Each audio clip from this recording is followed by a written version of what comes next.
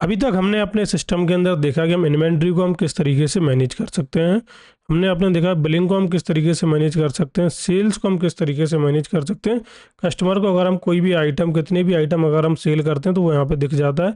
हम उसके अंदर व्यू करने के बाद यहाँ पे जीएसटी इनवॉइस को जनरेट भी कर सकते हैं, तो वो सारी इनवॉइस हमारी यहाँ पे दिख भी जाएंगी। अब हम देखने वाले हैं आज परचेज के बारे में, कि अगर जैसे हमें कोई नया प्रोडक्ट या फिर जो हमने जो प्रोडक्ट है हमारे जो उसको हमें परचेज करना है, तो हम किस तरीके से परचेज करेंगे।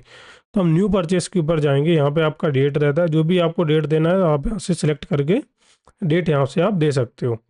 इसके बाद आप यहाँ पे जो भी आपका होल सेलर का नाम है, जहाँ से आप प्रोडक्ट लेते हो, उस प्रोडक्ट होल सेलर का आप यहाँ पे नाम लिख सकते हो। जैसे मैं अगर नेस्ले से ले रहा हूँ, मैंने यहाँ पे नेस्ले लिख दिया।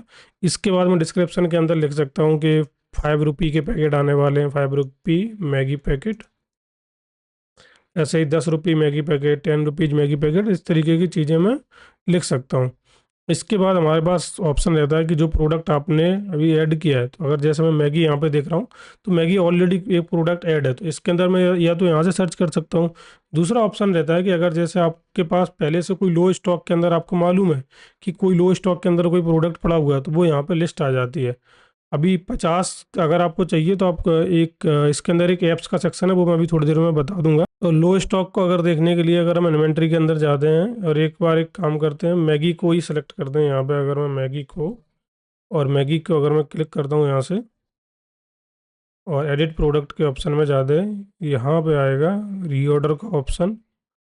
तो अगर आप अभी देखोगे तो 3600 पीसेस हैं, और मैं इसको रीऑर्डर भी 3600 ही कर देता हूँ और अपडेट प्रोडक्ट यहाँ पे करते हैं। वापस से परचेज के अंदर आएंगे, न्यू परचेज पे जाएंगे।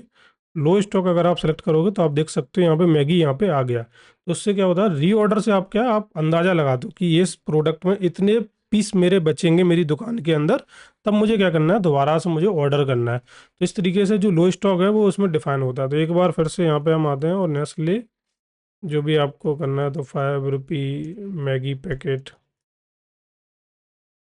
इसके बाद हमने लो स्टॉक के अंदर जाके यहाँ से सिलेक्ट कर दिया।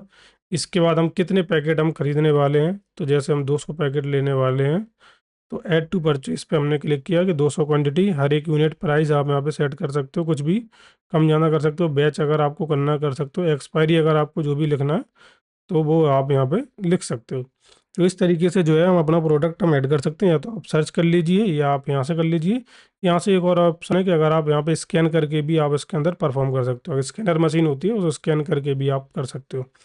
इसके बाद हम क्रिएट परचेज पे आएंगे। तो अभी जैसे आपने एक प्रोडक्ट ऐड कर लिया, लेकिन अगर इसमें कुछ मिस्टेक या कुछ आपसे गलती हो गई है, तो आप क्या कर सकते हो, दोबारा से एडिट के ऊपर क्लिक करके वापस यहाँ पे आ सकते हो। जैसे अभी एक प्रोडक्ट ऐड किया और आपको मल्टीपल प्रोडक्ट अगर आपको ऐड करने हैं, तो अगर जैसे एक ही सप्लायर से अगर आपके मल्टीपल प्रोडक्ट आते हैं, तो आप यहाँ पे एक और प्रोडक्ट, कोई भी प्रोडक्ट आप सिलेक्ट कर सकते हो। नेस्ले से अगर मैं कोई भी, अगर मैं दाल को अगर मैं सिलेक्ट करता हूँ, तो मेरे पास तुअरदार साबूदाना, तो साबूदाना ले लेते हैं। साबूदाना के यहाँ पे मैं बोलता हूँ कि 200 पैकेट में मंगाने वाला हूँ। तो यहाँ पे मैंने एक और आइटम को यहाँ पे ऐड कर लिया है। तो इस तरीके से जो मल्टीपल आइटम सेम आप सप्लायर के यहाँ पे आप ऐड कर सकते हो। या फिर ये ऑप्शनल भी है कि अगर आप इसमें नाम नहीं भी देना चाहते हो तो मत दो, प्रोडक्ट डायरेक्ट आप यहाँ पे ऐड कर सकते हो। ठीक है। इसके बाद आप यहाँ पे सेव चेंजेस करोगे, ये आपका अपडेट होकर यहाँ पे दिख जाएगा। अभी क्या है, अभी आपने प्रोडक्ट को ऑर्डर किया एक तरीके से, आप ऐसा समझ लो, लेकिन अभी तक आपके पास प्रोडक्ट आए नहीं है। जब तक ये कंप्लीट परचेज के ऊपर आप क्लिक नहीं करोगे, जो आपका स्टॉक है, स्टॉक के अंदर ये अपडेट नहीं होगा।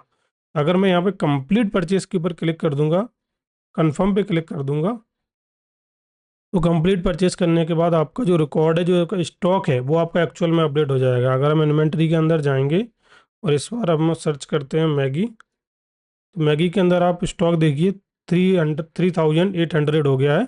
अगर आपको याद होगा तो हमने रीऑर्डर लेवल करते समय हमने यहाँ पे 3600 इसलिए डाला था क्योंकि यहाँ पे उस समय स्टॉक के अंदर ही 3600 था। अब हमने 200 पीस और खरीदे हैं, तो वो 200 पीस यहाँ पे हमारे जो हैं वो अपडेट हो चुके हैं। तो इस तरीके से जो है हम वो कोई भी प्रोडक्ट को हम परचेज कर सकते हैं।